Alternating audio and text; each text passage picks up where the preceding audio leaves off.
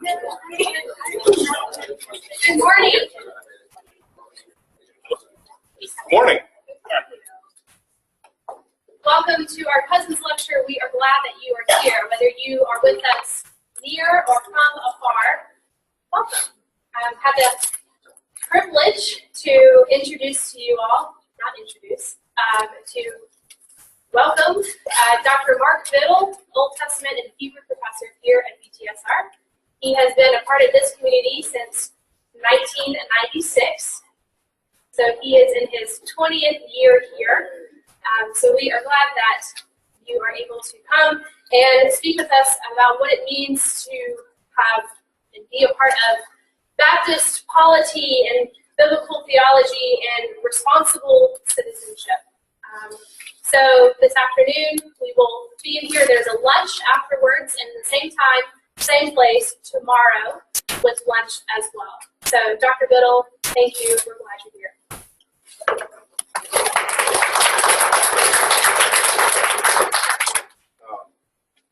I violated a rule and I'm paying the price. The rule is don't title anything until you at least have a thesis. So here we go. I've spent the last while trying to live up to the title I developed last fall. When refugee separatist dissenter John Smith encountered the Waterlander Mennonites and their idea of believers' baptism, the major predispositions of modern Baptists entered our genome: dissent, an inability or unwillingness to cooperate and accommodate, and borrowed theology, specifically in ecclesiology. Smith and the congregation of refugees with him rather quickly expanded their separatist views to include Anabaptist ideas about believers' baptism, the constitution of the church, and the separation of church and state. Indeed, Smith eventually joined the Mennonites. His name with the title elder appears on the wall of their church. Thomas Helwitz and a small group, however, could not assent to Mennonite Christology or to their positions on oath-taking, and particularly the sword. I'm quoting the Dordrecht Confession, Anabaptist.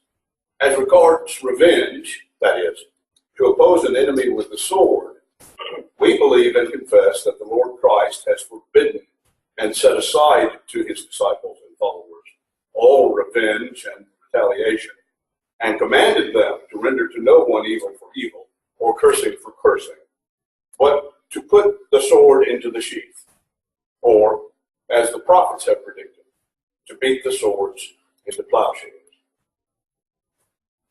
Although himself a near pacifist, who suspected that governments could always declare virtually any war to be defensive, Helwitz was unwilling to rule out defense as a justification for the use of force. Consequently, in Article 24 of his 1611 Declaration of Faith, Helwitz described the magistracy as a holy ordinance of God, citing Romans 13, 2 Peter 2:10, and 1 Timothy 2, 1 and 4. Magistrates, he wrote, bear the sword of God. Helwitz and many of the early English Baptists seem to have been wary of the Anabaptists' propensity for radical, even revolutionary political activity, such as the German Peasant Revolt, 1524-25, and the Munster Rebellion, 1534-35.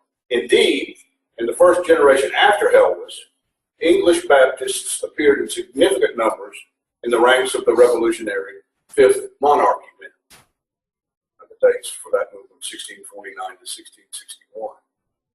And even participated in the failed attempt called Venner's Rising to gain control of London in January 1661. In the pamphlets and tracts that were the Facebook and Twitter of the day, the opponents of Baptists branded them Anabaptist and explicitly likened them to the Munsterites. The sting of these accusations echoes in the significant series of Baptist confessions of faith from that period. And I'm going to be quoting the London Baptist Confession of 1644, a brief Confession or Declaration of Faith, 1660, and the Baptist Confession of Faith, 1689. Here we go.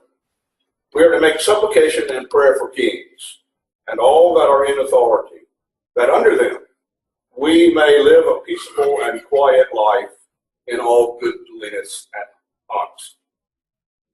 Remembering always we ought to obey God rather than men, and grounding upon the commandment, commission, and promise of our Lord Jesus Christ and our Master.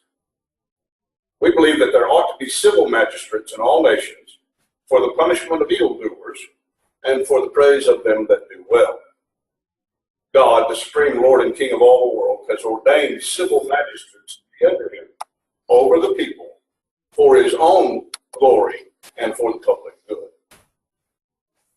With respect to government, these confessions make three assertions. First, of course, they declare that church and state are distinct from one another. Else we wouldn't do that. Second, they affirm that, contrary to public opinion, Baptists are not anarchists and certainly do not endorse revolution against properly constituted authority. That, in fact, they will obey the state for the most part. Third, they conclude that the Baptists making these confessions hope to be left alone to practice their faith undisturbed by civil authority, but that if they must, they will resist state interference, that they will disobey the state in matters of conscience, if need be, knowing that the state may punish this disobedience. Notably, while these Baptist confessions beseech government to acknowledge the distinction between church and state, they pay virtually no attention to defining the role of divinely ordained and properly constituted government, apart perhaps from acknowledging a governmental role in the punishment of evildoers and the praise of them that do well. Incidentally, this language reflects Romans 13:1, arguably Paul's attempt to assuage Roman fears that the early Christians, like some Anabaptists later, were anarchists and revolutionaries. Not surprisingly, the language of these early Baptist confessions can be flowery and, well, wordy. By the time of the production of the 1925 Baptist Faith and Message, Baptists in America no longer included an article specifically on government, the oath, or the sword. Instead, Article 18 on religious liberty, reproduced unchanged in the 1963 and 2000 revisions, by the way, focuses on the impermeable boundary between church and state. The only explicit reference to the function of government maintains that, and I quote, "Civil government being ordained of God, it is the duty of Christians to render loyal obedience thereto in all things, not contrary to the revealed will of God." Baptists and other descendants of the Radical Reformation do not have a theology of civil society or government, but we need one. Baptists define civil society government negatively via our unique Anabaptist ecclesiology and our Enlightenment insistence on freedom of conscience, on the one hand, and minimally on the other, based on Romans 13 and related texts. The situation results in circumstances which the Anabaptists seem to have anticipated, such as the recent refusal of Kim Davis, county clerk of Rowan County, Kentucky, to fulfill her oath of office over her objections to gay marriage. How does our branch of the church negotiate the tension established by simultaneously insisting, probably, on the separation of the institutions of church and state? So, acknowledging government as divinely ordained and neglecting to enunciate how government should fulfill its proper role. With great admiration for his insistence that the church must bear countercultural witness, I cannot see the wisdom in what seems to me an abdication of responsibility when Stanley Hauerwas, for example, declares, and I quote, "I simply do not believe that Christians need any theory of the state to inform or guide their witness in whatever society they happen to find themselves. I simply believe that the state, which can take the form of any group that provides order, from Augustine's robber bands to North Carolina to the United States of America, exists. I simply believe government exists. Since, obviously, such a negative or non-definition does not provide guidance on how Christians can or should participate in governing civil society, the question arises as to what theological doctrine or doctrines ought to provide the foundation for a positive statement of the purpose and role of social and governmental institutions that are not the church. Before asking whether some other variety of Christianity ascribes to a suitable theology of government available for appropriation, the answer in advance is no. But if you could steal somebody else's, it works. Before doing that and reviewing the Bible's disinterest in prescribing a form of government, and before I get around ultimately proposing a basis in biblical theology tomorrow for a positive Christian approach toward government, it may be helpful to set some boundaries and outline some practical objectives. After 6 warnings establishing what is out of bounds, we will consider 3 reasons to play the game nonetheless. First of all, Christians must always remember that our primary citizenship is in, and our sole allegiance is to, the kingdom of God. And we must behave accordingly. Allegiance to the nation state is idolatry and reflects a pseudo-soteriology. It is idolatry because it involves a penultimate entity calling for ultimate devotion. It is pseudo-soteriology because it confuses the state with the source of the blessing. Second, indeed, because the church, as the foyer, as it were, to the kingdom of God, pursues ultimate matters, it finds itself inherently in potential conflict with the state. As the early Baptists recognized, the Christian confession, Jesus is Lord, cannot be reconciled with the demands the state often makes on its citizens.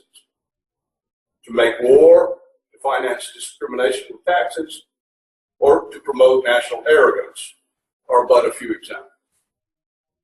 Similarly, the notion of the church universal with no physical boundaries transcends or should transcend national interests.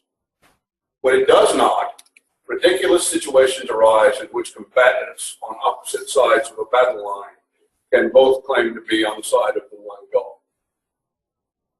Third, as a corollary to the first 2 parameters, it is important to remember that politics is, and I'm quoting Robin Lovin, politics is an instrument of proximate goals rather than ultimate commitments. Until the full realization of the kingdom of God, government must continue to demonstrate the maxim that politics is the art of the possible. Until God fully cleanses the world of sin, in the best case, even decent people will sometimes seek first their own self-interest, demand their rights, and concede to others only what they must in order to avoid excessive conflict. In other cases, when one party has sufficient power or thinks so, that party will indeed often seek conflict, will seek to win. Healthy politics and good government will balance competing interests in order to lessen conflict. They do not have the capacity to change human hearts in order to usher in the kingdom of God, a lesson classical liberal theology learned painfully in the last century. Fourth, the reference to classical liberal theology suggests a caution concerning the allure of Enlightenment ideals and against confusing them with Christian values. Under scrutiny, many of these Enlightenment notions prove to embody what Augustine referred to as the libido dominandi, the desire to control, not the Christian ideals of selfless love or the doctrine of the Imago Dei. Modern liberal democracy, for example, pits interest against interest. The designers of our own democracy, in fact, built it around a system of checks and balances so that centers of power would be able to curtail one another. In its contemporary incarnation, arguably, our democracy is closer to an oligarchy. In any case, it exercises coercive control, not redemptive love. Capitalism depends on the greed of all involved in the free market to achieve competitive balance. Both capitalism and socialism conceive of humanity in terms of competition, either between individuals or economic classes, instead of in terms of mutuality. The idea of human rights assumes that vulnerable individuals must be protected from others who would overlook their dignity. It does not point primarily to the worth and nobility of human beings, but to the necessity of defending the weak against the strong. Paradoxically, then, the human rights movement points to the same human greed, libido dominandi, and competition that democracies and free markets rely upon in order to function. Fifth, Baptists cannot honestly lament the fact that the pluralism and secularity of the modern globalized world have only complicated the negotiations and compromises that take place in the political realm. Instead, we must admit our role in helping to create these phenomena. We had good reasons for doing so, even if we did not foresee all the secondary consequences. Baptists have always insisted that the church consists solely of baptized believers. We have always insisted on the individual's right to make that decision freely and on one's own. And we have always insisted that the state has no role to play whatsoever in the matter. Pluralism, including secularism, is more than the inevitable byproduct of true religious freedom. It is the substance of it. To quote John Leland, the notion of a Christian commonwealth should be exploded forever. Government should protect every man in thinking and speaking freely and see that one does not abuse another. The liberty I contend for is more than toleration. The very idea of toleration is despicable. It supposes that some have a preeminence above the rest to grant indulgence, whereas all should be equally free. Jews, Turks, pagans, and Christians. While the freedom of Muslim, Buddhist, and atheist citizens in our own society may complicate Christian efforts to influence the common weal, Baptists, at least, should celebrate that freedom and their presence as evidence of our historical resistance against the will to dominate. Sixth, one of the unwanted secondary outcomes of the Baptist insistence on the religious freedom of individuals has been the reinforcement of modernity's valorization of hyper-individualism. In the realm of belief, this hyper-individualism manifests itself in a religion that is spiritualized, privatized, and inwardized. In believers that withdraw from community, in an otherworldly faith that borders on Gnosticism. Despite these boundaries that limit Christian participation in government, Christians have solid theological reasons, I believe, for engaging in government nonetheless. I will enumerate several. A, 2, 3, and D. First, I am not and will not be talking about partisan politics. Our subject is much more fundamental. If we define politics very simply as the art of living in community or communities, then the proper starting point may be to ask the theological question, in the words of ethicist Charles Goodison. Here's the question. How does God intend for us to live together? Unless it has become the opiate of the masses Marx claimed it to be, or more likely in today's climate, a purely private and personal matter irrelevant to public life, Christian faith must be expressed politically in this world. The church must reject the two-agent theory inherent in the social contract hypothesis that only the individual and the state decide human affairs. The love of neighbor dictates the pursuit of the common good. Christians, although not of the world, are still in it. The commission to exercise stewardship still pertains. God calls the church collectively and its members individually to be the salt of the earth, to shine as a light in and unto the world, to be a prophetic voice, to make peace, to love as Christ loved. Unless such love should degenerate into mere sentimentality, it must pursue justice. And that pursuit will involve economics and politics. Second, the institutional separation of church and state should not equate with the notion that government lies beyond God's reign. The fact that the protection of all forms of religious expression admits a plurality of voices into the discussion should not mean that Christians should withdraw from the conversation. As Miroslav Volf has recently remarked, quote, not allowing Christians to speak in their own voices would be tantamount to allowing their understandings of reality to be counted as false, while allowing secular views to be considered true. The silence of responsible Christian voices in the political realm contributes to the trivialization of responsible Christianity. By responsible Christian voices, I mean voices that respect the plurality in the conversation and that seek influence by virtue of the quality of their arguments and the fidelity of their witness. To remain silent is to abdicate responsibility and opportunity. Finally, the equation of political with state activity is a faulty assumption. The modern nation state is not the only possible form of government, either historically or theoretically. Furthermore, government is not the only realm of political activity.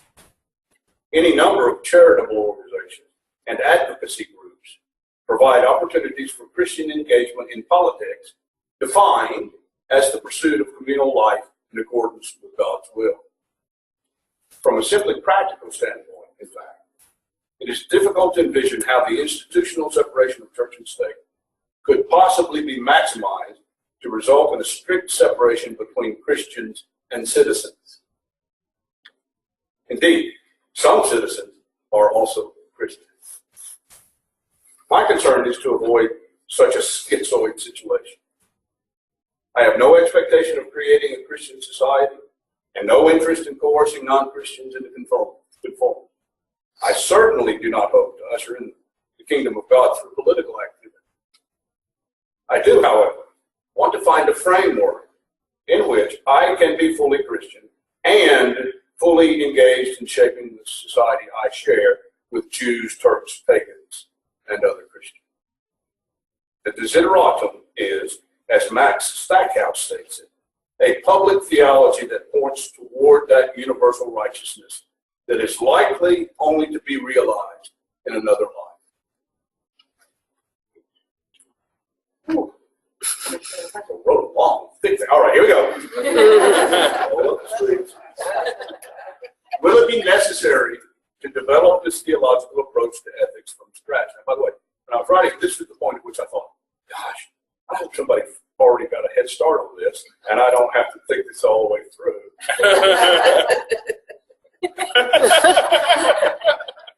Other branches of Christianity have well-defined theology. Perhaps we can avoid reinventing the wheel. In a sense, the history of the Western world from late antiquity to the Reformation, and in many ways until roughly the last century, is the history of the relationship between the Roman Catholic Church and secular authority. As early as his 494 CE letter to Emperor Anastasius, Pope Gelasius asserted that, while two powers rule the world, quote, the sacred authority of the popes and the royal power, end quote, the priestly power enjoys preeminence because, and I'm quoting again, it has to render account for the kings of men themselves at the last judgment. Gelasius went on to remind Anastasius that although emperor, quote, you must submit yourself faithfully to those who have charge of divine things and look to them for the means of your salvation. 5 centuries later, Pope Gregory VII and his successors extended the claims of papal supremacy over the crown to include personal jurisdiction over clergy, pilgrims, heretics, students, Muslims, and Jews. Now, is that not a collection? They claimed further authority, not just in matters of doctrine and liturgy, but also of patronage, education, charity, inheritance, marriage, oaths, oral promises, and moral crime. Centuries after the Reformation, in his controversial Syllabus of Errors, dated to 1864, Pope Pius IX condemned as cardinal errors the notions that, quote, it appertains to the civil power to define what are the rights and limits with which the church may exercise authority. That the church has not the power of availing herself of force or any direct or indirect temporal power, and that the church ought to be separate from the state and the state from the church. Pious condemnations followed the declaration in Mirari Vos, 1832, an encyclical issued by Gregory XVI, and repeated in Libertas, 1888, an encyclical issued by Leo XIII, that the state is responsible not only for recognizing Catholicism as true, but also for restricting all false religions, including Protestantism. Indeed, during this period of reaction against modernity, the neo-scholastic movement in the Catholic Church affirmed political authority, but only if the state officially recognized and supported the Catholic Church. A position also known because of its interest in reintegrating the Catholic Church in the state as integralism. By Vatican II, religious liberty and pluralism had become so entrenched in the West that the Council found it necessary to modify its position, although without substantially altering its philosophy. In Dignitatis Humanae, the Council argued that the state should not violate religious liberty because the modern nation-state did not have the competency to judge correctly. Only if the state acts as the agent of the Catholic Church can it be trusted to act aright. Indeed, the reformer Pope, John the 23rd, writing on, quote, Christianity and Social Progress, 1961, decried secularism.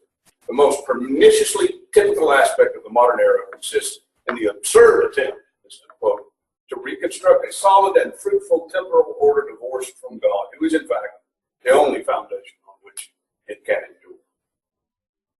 If the state would only acquiesce, the Roman Catholic Church would welcome a return to the relationship described by Gelasius. Since the state will not,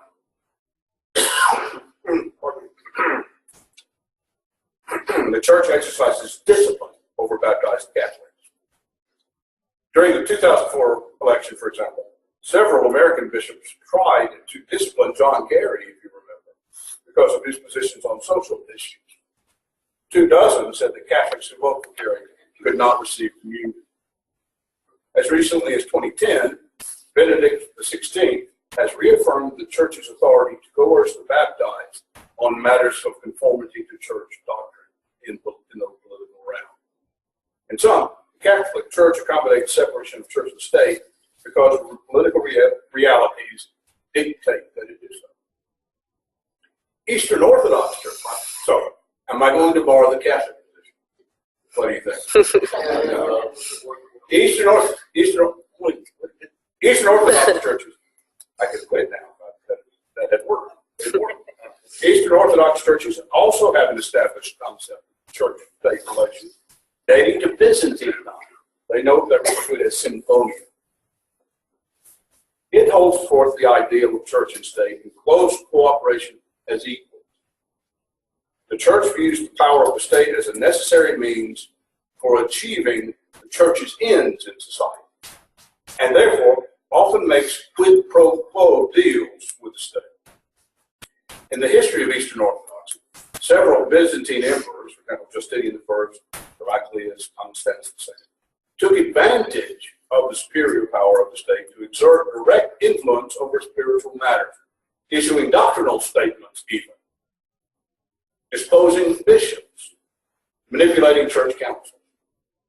Because the symphonia ideal permits the possibility for such ecclesial subservience to the state, scholars sometimes characterize the relationship as Caesaropapism, the union of state and church with the secular power holding the advantage. In recent time, the twin dangers inherent in this symphonia, namely of the nationalization of patriarchates, Greek, Russian, Armenian, Roman, Romanian, Orthodox. You know that in the Orthodox Church, the notion was geographical. Greek meant geographical. But you can go to cities in America and find a Greek Orthodox Church, a Romanian Orthodox Church, Syrian Orthodox, all in the same town. That's not Orthodox. That's nationalism. Where did I get to? I told myself not to do that. All right. And all of this has been very much an evidence of the former Soviet Union, especially the crisis in Ukraine. There, today, Russian Orthodox clergy agitate on behalf of Russian-backed insurgents, and Ukrainian Orthodox clergy advocate Ukrainian nationalism, and they're both Orthodox. The close identity between church and state overrides harmony in the body of Christ. Is there a Romanian Jesus and a Greek Jesus and a Syriac Jesus?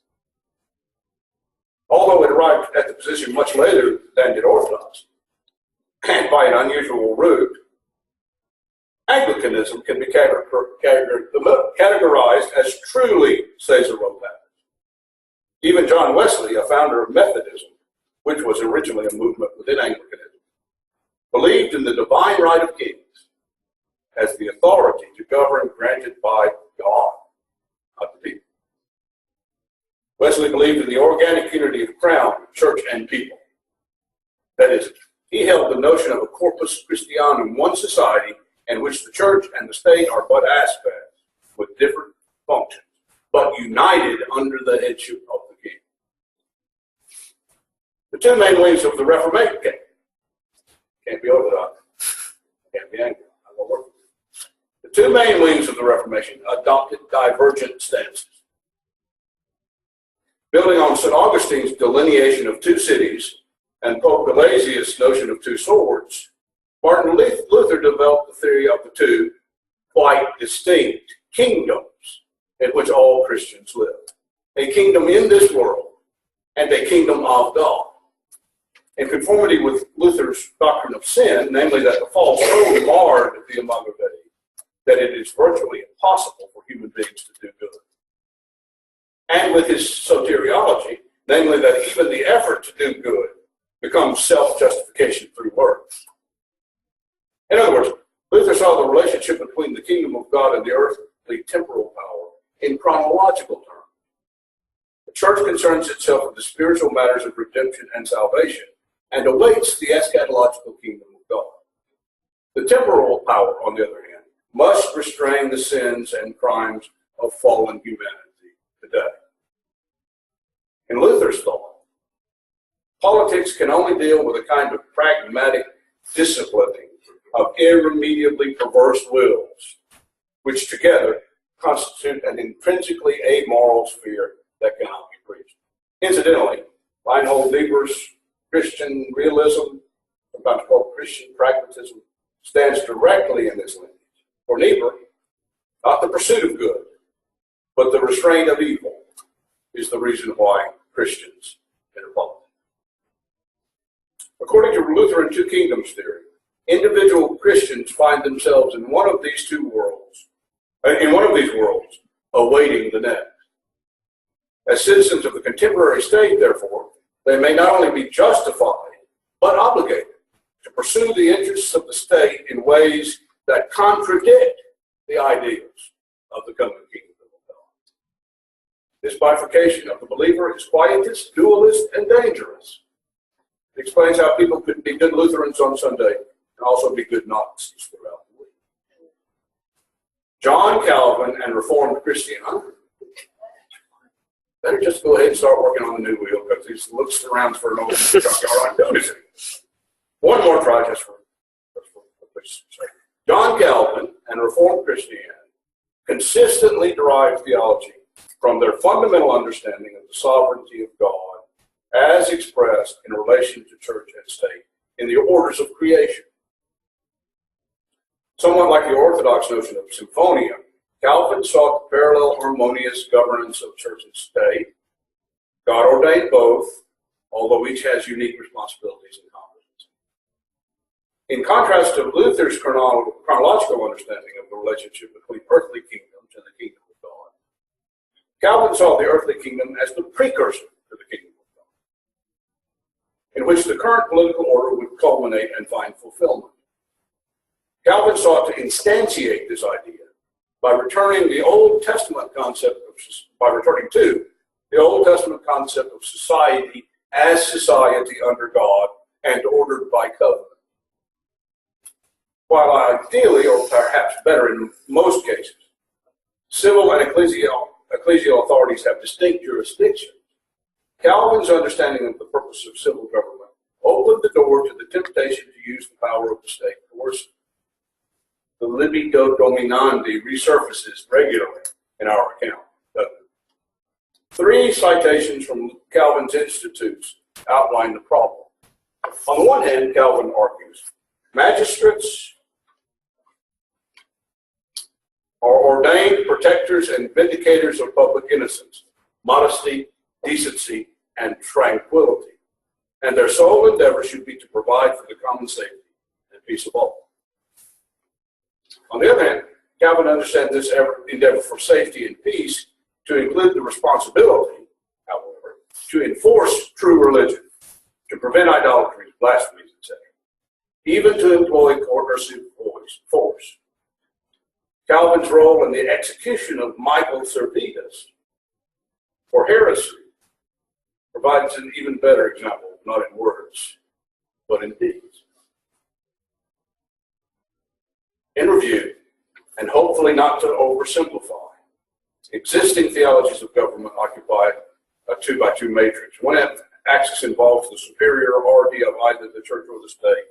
There you go. Church dominates the state, that's Catholic and Calvinist.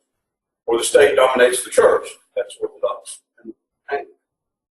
The other axis involves the separation of the two institutions. There you go. The believer exists simultaneously in two distinct realms, that's Lutheranism. Or the church abandons the state to itself. That's our Anabaptist heritage. The pluralistic structure of liberal democracies renders the first two options impractical, even if one should find either desirable, which I don't. Of course, as we have seen, Baptists fought against either sort of identification of church and state on ecclesiological grounds. Church is not the state. State is not the church. The bifurcation of the believer denies the lordship of Christ over every aspect of the life of the believer. Withdrawing from the state is also unsatisfactory, largely because it too frustrates the Christian pursuit of integrity, of willing one thing. What shall we do? I'll tell you tomorrow. And I know I always do this when I read. Because I want to get it done. We have a long time for questions, and I'll take any that you have to ask. Or we get to the lunch early. Questions? Comments? Yes. And you may cover this tomorrow, but do you feel as our society pluralizes, that as Baptists with our history of rejecting this 2x2 matrix have a unique ability to speak into the current pluralization of culture? We wanted it. we set out to create it, and now we have it. We shouldn't. I don't think we should fear it, because it's an opportunity, right, to lead the way and show the way. We are going to talk about this more tomorrow, because I think there are also theological reasons for talking about that. But you cannot want freedom for yourself and deny it to others. You simply cannot. You also cannot proclaim that the gospel message is powerful and be afraid to sound it against some other religion. If it is what we believe it is, people get attracted to it. I have no interest in coercing it.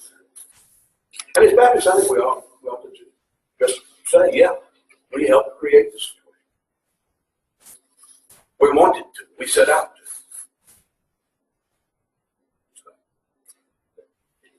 Thanks, you covered an amazing ground. I'm just curious, and I don't know if this will come up more or not. Youth categories. Would you put Rauschenbusch in any of those? German, American, but Baptist, very Baptist. Yeah. There's the whole social gospel thing. Sort of the last century. I'm a little optimistic. I'm not a Rauschenbusch. I'm not a Rauschenbusch scholar, and I didn't do a lot of. I'm not trying to say. But I have something. I'm just curious. Yeah, I have read him, and I don't remember him talking about government much. Right. He did talk about this, the gospel having a social component, which is influential on me and probably a lot of people else in the room.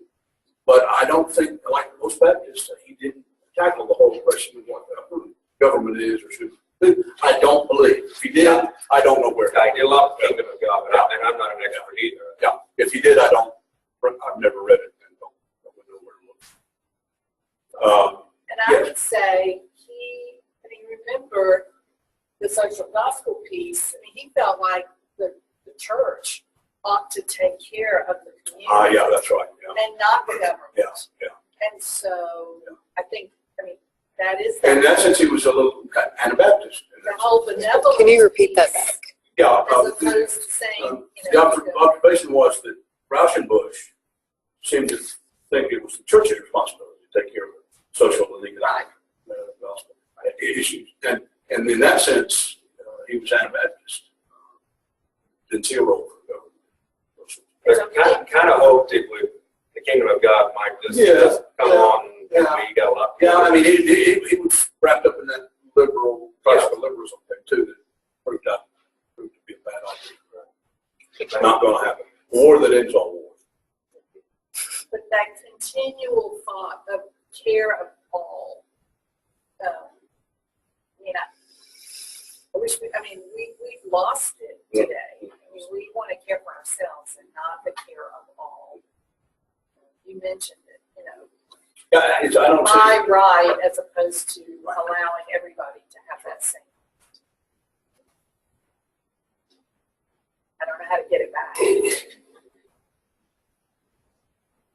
if I may ask that, from my recollection, one of the things that what our action was did in New York was to return to post-century Christianity, whereby the church was not just proclaiming the gospel in terms of saving the soul, but actually to ameliorate the condition that led to poverty and so on and so forth. And then I wanted to rediscover the aspect of the church that has been neglected by going back to post-century Christianity.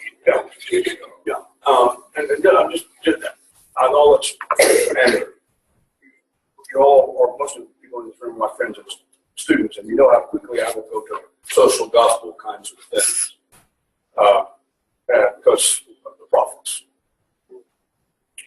Part of the genesis of this project, had two seedlings. For years and years, I've talked to prophets, and my students will say, what do we do about it? How do we make it happen?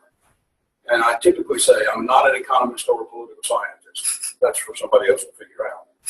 And not long ago, I was reading a book, and it just flat out called Baptist in particular, and all of us on the free, church freedom, Protestantism, it called us out as being, cowardice, because we define what the church is not, what the state is not, and then we complain about things that when they don't go the way we want them to. But we don't have a well-developed philosophy or theology about how Christians ought to be. And I have not contributed to that in any way until today. Well, I haven't even done that yet. I've defined everything today. But one of my professors used to say, "Oh, Biddle, you can state the problem."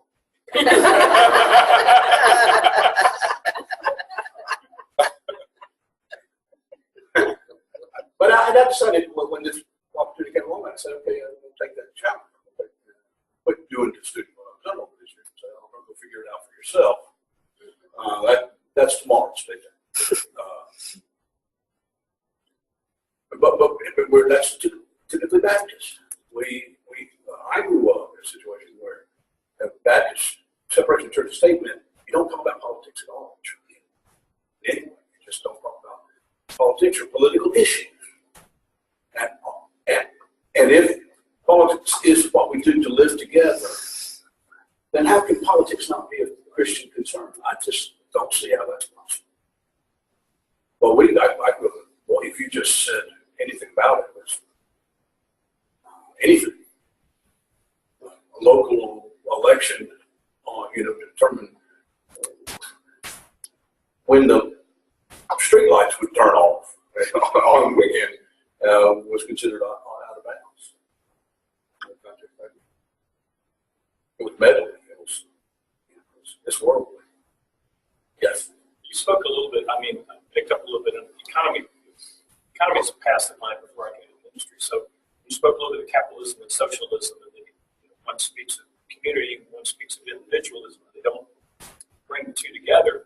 At some point, where can we bring in a commonwealth conversation? Yeah, underline that more, and this may not have been heard, is that in all of these post-Enlightenment institutions, right, they're all based on an understanding that human beings are greedy and selfish.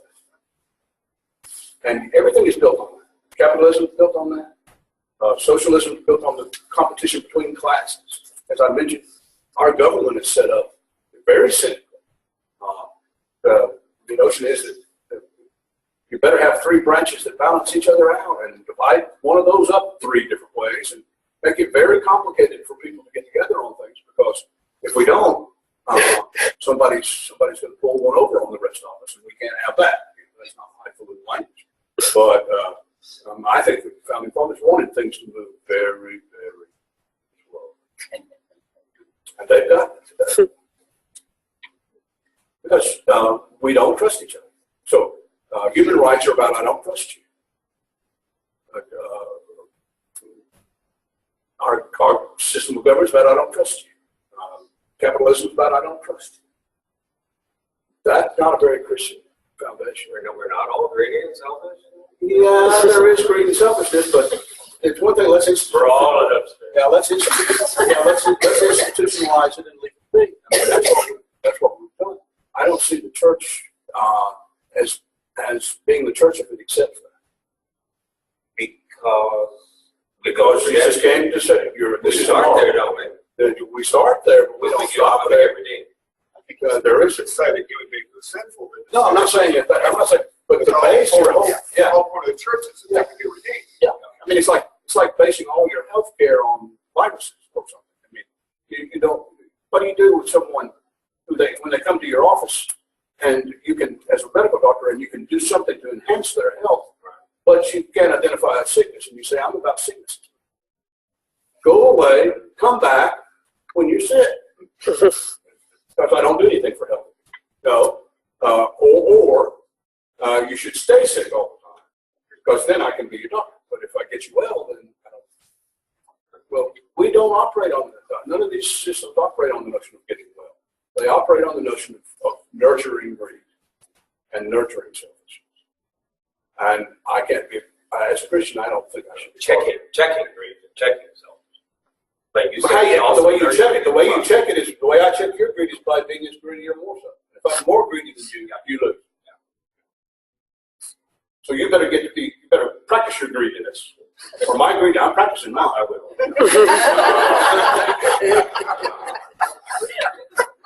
And if I get much better than you, buddy. With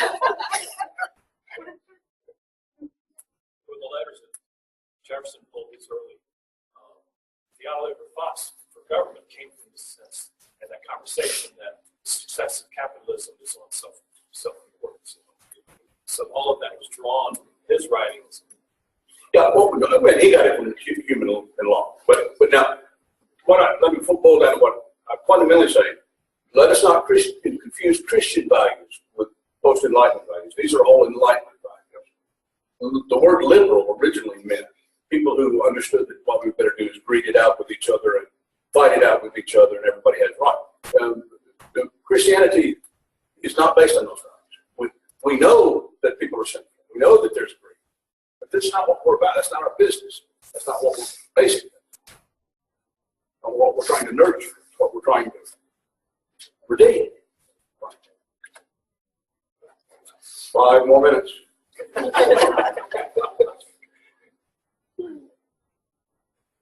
I think I'd respect. Oh no. Yes.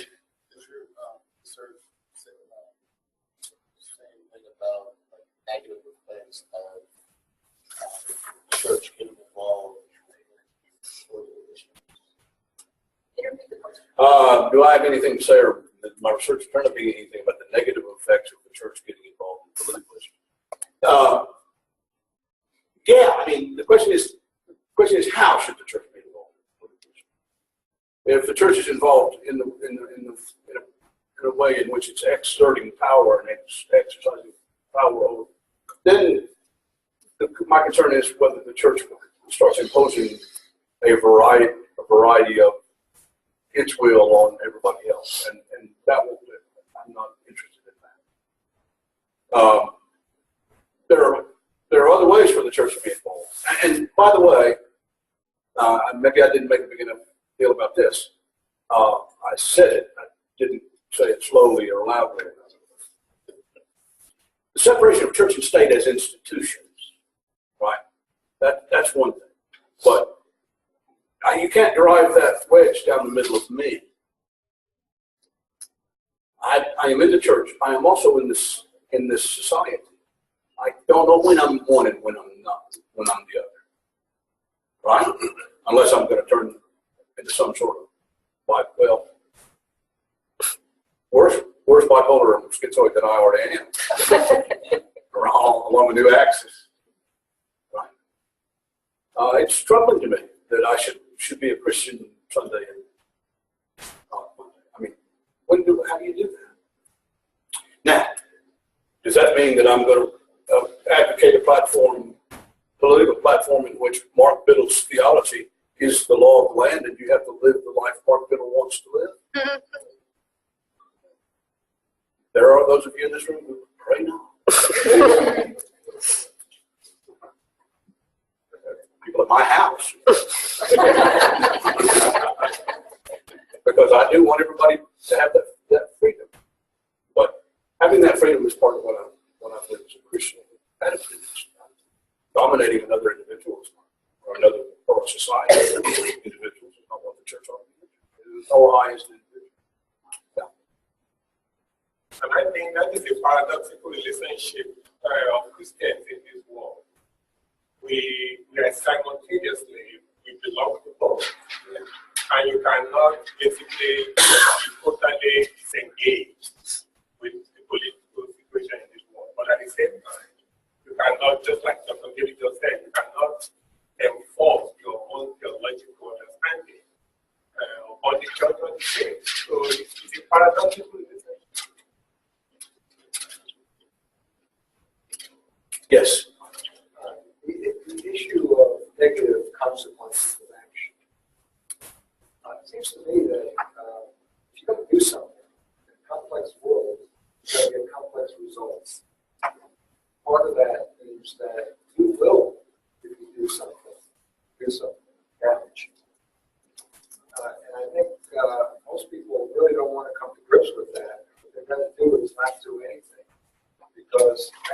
wrongdoing, and they don't get in trouble. I don't see how it's possible, really, for you to read the gospel and not get in trouble. I agree. And you know, you've stated a version of the existentialist crisis. Not acting as actively do. I mean, so it's a question, or what am I going to do that I think has the best motivation or the best possible outcome? I need to do it carefully. I need to do it thoughtfully and prayerfully. But not acting is tolerated, whatever exists. That's a decision too. So I agree. All right, it's exactly 1 hour since I began.